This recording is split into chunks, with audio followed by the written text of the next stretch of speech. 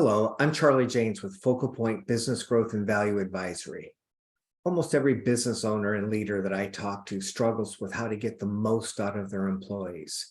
They're looking for ways to get more accountability, to have them be more fulfilled, and to have greater retention.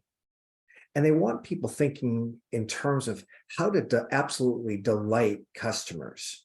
So I'm going to talk to you about a simple coaching method that you can use to develop your people and to spend less time doing the work for them and more time helping them become stronger employees.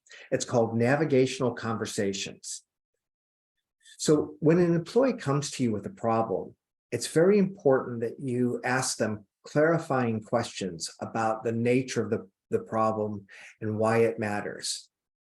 Usually, it's this point that the owner just jumps in with a solution just to move on with it. But there's merit in having the employee define the issue. And then once they've defined what the issue is, you want them to define what the ideal state is. A lot of times they don't even know that. The difference between the two, after you've clarified it, is the gap. And that's really, through a coaching relationship, what you're trying to minimize. So once you've identified what the gap is, the next step is to brainstorm. And with any given problem, there are a lot of different ideas or ways of solving it. And a lot of times, the employee or the manager will just jump in with the first thing that comes to mind. And obviously, if it's a small little issue, then that makes sense. But if it's something of consequence, it's good to at least come up with a couple ideas. And if it revolves strategic planning or something really important like revenue increases or brand new programs, sometimes I have my clients go through and generate a list of 20 ideas. It's an actual facilitated session called the 20 idea method. If you're interested in learning more, just text me and I'll send you a video on how to do it. But getting back to brainstorming, have your employee come up with a couple ideas at least. Have them thinking about it. And then once you've come up with a couple ideas, then you can jointly select the one that seems to be the most promising. If it's a junior employee, maybe you'll choose it. But a more experienced employee, you're going to want to have them choose it so that there's some accountability and frankly, so that they feel more fulfillment. So once they've chosen what the best solution is, you want them to plan how they're going to implement it. If it involves teamwork, then they have to communicate it with other people. It may require some amount of documentation. So you want them to lay out a project plan.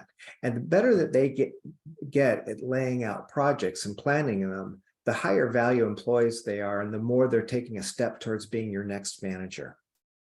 Once the plan's in place, though, we want them to anticipate what could go wrong.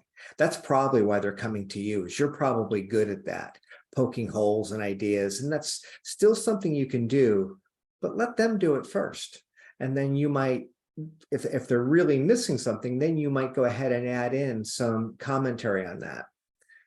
So once we've identified what could go wrong, we confirm the overall plan, particularly the schedule, the milestones, and any constraints that you want to apply. Do they need to check back in to verify budget? If there's a major decision point where you want them to check with them, you need to make that clear during the meeting. So that's our overall process. Find your gap by discussing where you're at, where you want to be, brainstorm, create a plan, anticipate what could go wrong, confirm. I'd love to hear how it goes for you. And if anybody's interested, we actually offer an open enrollment class and I do on-site programs for entire teams. So glad to talk to you about that as well. I'm Charlie James, FocalPoint Business Growth and Value Advisory. My phone number is 650-867-0207. Goodbye.